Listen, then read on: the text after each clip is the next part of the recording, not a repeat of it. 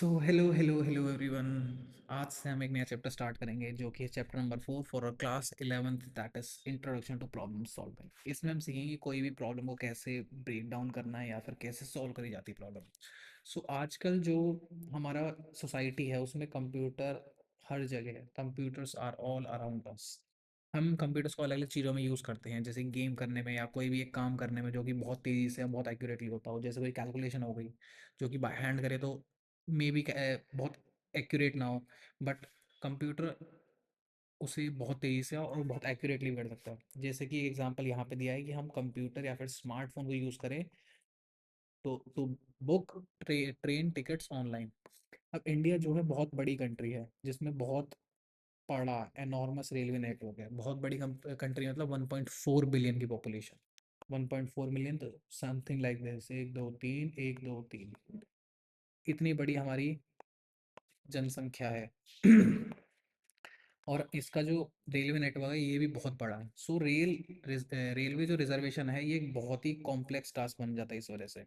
सो अब इसमें हम समझते हैं कि रिजर्वेशन के लिए हमें क्या क्या चाहिए। रिजर्वेशन में मतलब रिजर्व करने के लिए हमें अलग अलग इन्फॉर्मेशन चाहिए होती है, जैसे कि डिटेल ऑफ ट्रेन की डिटेल, जैसे कि ट्रेन कौन से टाइप की है, शताब्दी है या फिर समथिंग लाइक दैट, या कौन से टाइप की बर्थ है, हमें upper berth, lower berth, middle birth, या कौन सा कंपार्टमेंट दिया जाता है ईच ट्रेन में, या उसका शेड्यूल क्या है। ठीक है। इसके अलावा simultaneous booking of tickets bye multiple users, जैसे मल्टीपल यूजर्स एक साथ बुकिंग करते हैं तो उसको भी हैंडल करना पड़ता है। और इसके अलावा बहुत सारे रिलेटेड फैक्टर्स हैं। इस वजह से जो रिजर्वेशन होती है वो बहुत ही कॉम्प्लेक्स प्रोसेस बन जाता है। ठीक है। अब ये only due to the presence of computers, आज जो हम कंप्यूटर का यूज़ कर रहे हैं इसी वजह से जो बुकिंग है ट्रेन टिकट की वो इजी बन पाई है। ठीक है। पहले मतलब ऑनलाइन जो बुकिंग करते हैं हम ट्रेन टिकट की, वो हमारे कंफर्ट जोन के अंदर है कि हम जस्ट एक ऐप खोले, वेबसाइट खोले और वहाँ से बुक कर दें, इतना ईजी है ना। अब यूजुअली जो हम टर्म यूज़ करते हैं कंप्यूटराइजेशन, इसको यूज़ करते हैं to indicate the use of computer to develop software in order to automate routine human task efficiently. So इस पूरी लाइन का मतलब क्या, कंप्यूटराइजेशन जब हम वर्ड यूज़ करते हैं, टर्म यूज़ करते हैं, तो इसका मतलब होता है कि हम कंप्यूटर को यूज़ कर रहे हैं एक सॉफ्टवेयर को डेवलप करने के लिए जिससे कि हम ऑटोमेट कर सके एक रूटीन ह्यूमन टास्क। जैसे कि हमें समझ लो एक हमारा टास्क है 1 2 3 4, ठीक है, हमें पहले 1 करना होता है, फिर 2 करना होता है, फिर 3 करना होता है। हम एक कंप्यूटर यूज़ करें ताकि इस टास्क को, जो रूटीन टास्क है हमारा, इसको एफिशिएंटली कर सके। ठीक है, कोई इसमें दिक्कत ना आए। अब कंप्यूटर जो है यूज़ करे जाते हैं बहुत सारे प्रॉब्लम्स को सॉल्व करने के लिए डे टू डे, है ना। अब प्रॉब्लम सॉल्विंग इसी वजह से जो है एक एसेंशियल स्किल है जिस जो कि कंप्यूटर साइंस स्टूडेंट को पता होनी चाहिए। ठीक है, पता होनी चाहिए ताकि वो समझ सके। अब कंप्यूटर सॉल्विंग क्या कहते हैं अब हमें ये जानना होगा कि कंप्यूटर, जैसे कि मैंने बताया था, computer is a very smart machine but at the same time computer is also a डम मशीन। कंप्यूटर खुद नहीं कर सकता कोई क्वेश्चन प्रॉब्लम को सॉल्व। सो इसीलिए हमें, ताकि कंप्यूटर की हेल्प ले सके प्रॉब्लम को सॉल्व करने के लिए, हमें प्रिसाइज जो है स्टेप बाय स्टेप इंस्ट्रक्शन देने पड़ते हैं टू सॉल्व अ प्रॉब्लम। ठीक है। अभी मैं थोड़ी देर में इसे एक्सप्लेन करने के बाद मैं आपको एक प्रॉब्लम के थ्रू एक्सप्लेन करने की कोशिश करता हूँ, जैसे ही हमारा थोड़ा बहुत हो जाएगा। ठीक है। सो इसी वजह से जो सक्सेस है of computer in solving a problem depends कि हम कितने अच्छे से और कितनी प्रिसाइसली डिफाइन कर सकते हैं प्रॉब्लम क्या है। पहले हम प्रॉब्लम को डिफाइन करें कि अच्छे से, फिर उसके बाद डिज़ाइन करें सॉल्यूशन को। डिज़ाइनिंग सॉल्यूशन एक तरीके से एल्गोरिथम बोल सकते हैं, और लास्ट में हम इम्प्लीमेंट करें उसका सॉल्यूशन, जिसे हम प्रोग्राम बोलते हैं, यूजिंग अ प्रोग्रामिंग लैंग्वेज। ठीक है। दस जो प्रॉब्लम सॉल्विंग है ये एक प्रोसेस है जिससे हम आइडेंटिफाई कर सके प्रॉब्लम को, एक एल्गोरिथम को डेवलप कर सके फॉर द आइडेंटिफाइड प्रॉब्लम, और फाइनली हम इम्प्लीमेंट कर सकें एक एल्गोरिथम जो कि कंप्यूटर प्रोग्राम डेवलप करने के लिए हेल्प करे। ठीक है। अब इसमें कुछ स्टेप्स दिए हैं प्रॉब्लम सॉल्विंग के लिए पहले हम स्टेप समझते हैं, फिर मैं एक्सप्लेन करता हूँ किस टाइप से करते हैं हम एक्चुअली। ठीक है। सो आप कुछ स्टेप्स दिए हैं प्रॉब्लम सॉल्विंग के लिए। तो यहाँ पे एग्जांपल दिया, सपोज हम ड्राइव कर रहे हैं और हमारी जो व्हीकल है वो एक स्ट्रेंज नॉइज मतलब स्ट्रेंज नॉइस आने लगे उससे। ठीक है। सो हम क्या करेंगे। सो इसके लिए हम सबसे पहले क्या करेंगे, हम देखेंगे कि नॉइस आ कहाँ से रही है। अगर हमें वो नहीं मिलती, या हमें लगता है कि हम उसे रिजॉल्व नहीं कर सकते, तो हम अपनी व्हीकल को मैकेनिक के पास ले जाएंगे। अब मैकेनिक क्या करेगा, वो प्रॉब्लम को एनालाइज करेगा, उसके बाद आइडेंटिफाई करेगा सोर्स ऑफ नॉइस, उसके बाद प्लान बनाएगा एक कि उसे क्या काम करना है, और फाइनली वो रिपेयर करेगा व्हीकल को in order to remove the noise.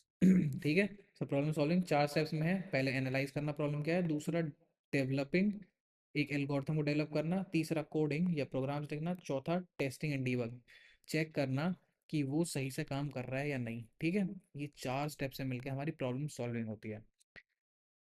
अब जो प्रॉब्लम्स हैं जब प्रॉब्लम स्ट्रेट फॉरवर्ड और इजी होती है, ठीक है, सो हम उनका सोल्यूशन इजीली निकाल सकते हैं। बट अगर कोई कॉम्प्लेक्स प्रॉब्लम हो, ठीक है, सो उसके लिए हमें रिक्वायर एक चाहिए होता है मेथोडिकल अप्रोच।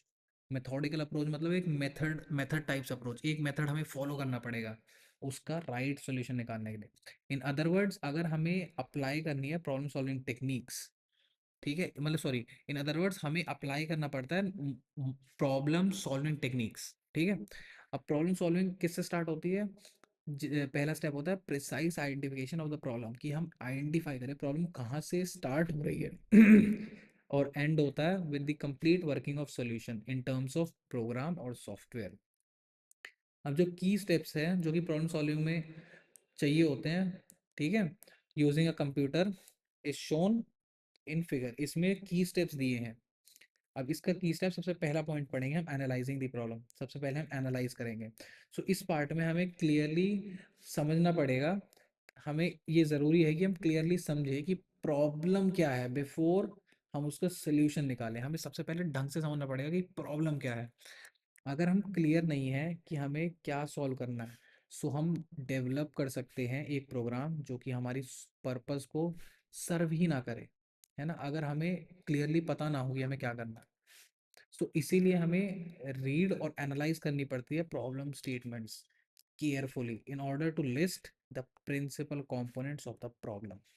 हमें इसी रीज़न की वजह से कि हमें अगर वेग आइडिया होगा या ढंग से पता नहीं होगा तो हम कुछ बना सकते हैं प्रोग्राम, बट मे बी वो सॉल्व ना करे। सो इसीलिए हमें रीड करना होता है और एनालाइज करनी पड़ती है प्रॉब्लम स्टेटमेंट्स बहुत अच्छे से, ताकि हम लिस्ट डाउन कर सकें प्रिंसिपल कंपोनेंट्स क्या है एक प्रॉब्लम के, और डिसाइड कर सके कि कोर फंक्शनैलिटीज जो कि हमारे सॉल्यूशन में है कौन कौन सी होनी चाहिए। अब जो प्रॉब्लम को एनालाइज करके हम जब फिगर आउट करते हैं कि हमें क्या इनपुट चाहिए जो हमारे प्रोग्राम एक्सेप्ट करेगा, या आउटपुट जो हमारा आना चाहिए, ये सब के बारे में हमें आइडिया लग जाता है वेगली। ठीक है। अब जैसे ही हमने एनालाइज कर ली प्रॉब्लम, सेकंड आते हैं हम डेवलपिंग में, एक्चुअली में कोड लिखने में ठीक है, सॉरी कोड नहीं, एक एल्गोरिथम बनाने में। अब एल्गोरिथम क्या होती है, यहाँ पे एक छोटी डेफिनेशन दी, एल्गोरिथम होती है सेट ऑफ एग्जैक्ट स्टेप्स जिसे हम फॉलो करके एक प्रॉब्लम को या अकम्प्लिश कर सकते हैं एक रिक्वायर्ड टास्क को। एल्गोरिथम एक स्टेप बाय स्टेप प्रोसेस है जिसको फॉलो करके हम प्रॉब्लम को सॉल्व कर सकते हैं या एक रिक्वायर्ड टास्क को अकम्प्लिश कर सकते हैं। सो अब ये एसेंशियल है कि एक डिवाइस करने के लिए सोल्यूशन, मतलब एक सोल्यूशन को बनाने के लिए before writing a program of code for a given problem. ठीक है। सो इससे हमें क्या समझ रहा है कि हमें एक सोल्यूशन को बनाना पड़ता है before actually writing program. So solution को हम रिप्रेजेंट कर सकते हैं इन नेचुरल लैंग्वेज, जैसे ये आप और हम बोलते हैं, और इस पूरे सोल्यूशन को जो कि नेचुरल लैंग्वेज में लिखी गई है इसे बोलते हैं हम एल्गोरिथम। सो हम इमेजिन कर सकते हैं algorithm like a well written recipe for a dish. ठीक है। अब हम स्टार्ट करते हैं एक टेंटेटिव सॉल्यूशन प्लान से, और हम रिफाइन करते रहते हैं उस एल्गोरिथम को until and unless algorithm is able to capture all aspects, हर एक एस्पेक्ट्स को, जैसे 4 एस्पेक्ट्स हैं, हम अपनी एल्गोरिथम को तब तक रिफाइन करते रहेंगे, सुधारते रहेंगे अनटिल अनलेस वो सारे एस्पेक्ट्स को कवर डाउन कर दे, पूरी प्रॉब्लम को एक तरीके से सॉल्व कर सके। ठीक है। और ये भी हो सकता है कि मे बी एक गिवन प्रॉब्लम के लिए more than one algorithm is possible. So हमें एक मोस्ट सूटेबल सॉल्यूशन को डिसाइड करना पड़ेगा। ठीक है। अब जैसे ही हम समझ जाएंगे कि प्रॉब्लम क्या है, हम एक क्या कहते हैं एल्गोरिथम डेवलप कर लेंगे, उसके बाद आएंगे हम फाइनली कोडिंग पे। अब कोडिंग में होता है, अब एल्गोरिथम फाइनलाइज जब हम कर लेते हैं तो इसके बाद इस एल्गोरिथम को एक फॉर्मेट में चेंज करते हैं जो कि अंडरस्टूड हो कंप्यूटर, ताकि कंप्यूटर एक जनरेट कर सके डिजायर्ड सॉल्यूशन। अब कंप्यूटर किस फॉर्मेट में समझेगा, वो अपनी लैंग्वेज के फॉर्मेट में समझेगा। इसके लिए हम अलग अलग different high level programming languages use करते हैं। ठीक है। अब ये इक्वली इंपॉर्टेंट है कि रिकॉर्ड करा जाए सारी डिटेल्स एक कोडिंग प्रोसीजर की जो कि फॉलो करी जा रही है, और डॉक्यूमेंट करा जाए सोल्यूशन। ये बाद में हेल्प करता है कि हमें वापस अगर प्रोग्राम को पढ़ना पड़े तो समझना पड़े कि क्या लिखा है। ठीक है। अब जैसे ही कोड भी हो जाएगा, उसके बाद हम टेस्ट करते हैं ठीक है, कि प्रोग्राम क्या एक्चुअली में सही से काम कर रहा है, और टेस्टिंग के साथ साथ डीबगिंग होती है कि अगर कोई इसमें प्रॉब्लम हो तो उसे सही करा जाए। ठीक है, अब प्रोग्राम जो हमने क्रिएट कर दिया उसे टेस्ट करना होता है अलग अलग पैरामीटर्स पे।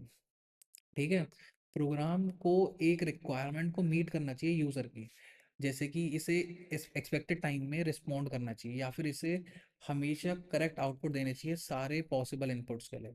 और अगर कोई सिंटैक्टिकल एरर होगा, सिंटैक्टिकल एरर मतलब एक तरीके से हमारी इंग्लिश में ग्रामेटिकल मिस्टेक होती है, तो कंप्यूटर्स में होती है वो सिंटेक्स। अगर वो सिंटैक्टिकल एरर होगा, for our English grammatical mistake होगी, सो कोई आउटपुट नहीं मिलेगा, है ना।